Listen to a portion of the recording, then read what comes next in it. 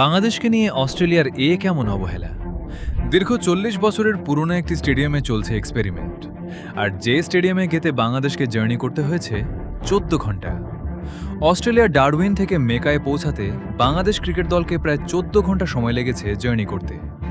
দীর্ঘ ও ক্লান্তির এই ভবন তানজিদের ধকল, মেহেদি মিরাজ এবং নাজমুল হোসেন শান্ত সহ অন্যান্য খেলোয়াড়দের বেশ কাবু করে ফেলেছে। অস্ট্রেলিয়ার কুইন্সল্যান্ডের ম্যাকায়ে তারা পরবর্তী ম্যাচের প্রস্তুতির জন্য ইতিমধ্যে পৌঁছে গেছেন। তবে পৌঁছে গেলেও সবার অভিযোগ তাদের চোখে মুখে স্পষ্ট।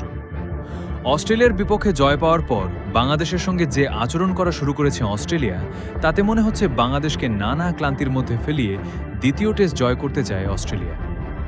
বাংলাদেশকে দেয়া হচ্ছে না সুযোগ সুবিধা মতো ট্রানজিট, এমনকি ভ্রমণের সুবিধাও। এছাড়া প্রত্যেকটা ক্রিকেটারের চোখের দিকে তাকান সবার অভিযোগ একটাই, বাংলাদেশকে নানাভাবে ঘুরিয়ে পেঁচিয়ে নিয়ে আসা হয়েছে মেকায়।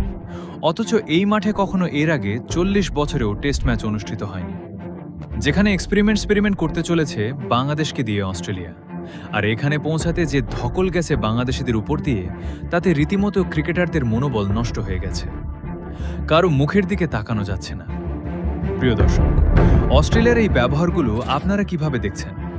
তবে ইতিমধ্যে বাংলাদেশ জিতে যাওয়ায় অস্ট্রেলিয়ার বিপক্ষে যে হাইপ তৈরি হয়েছে, তাতে ৪ দিন আগেই সকল টিকিট সোল্ড আউট হয়ে গেছে।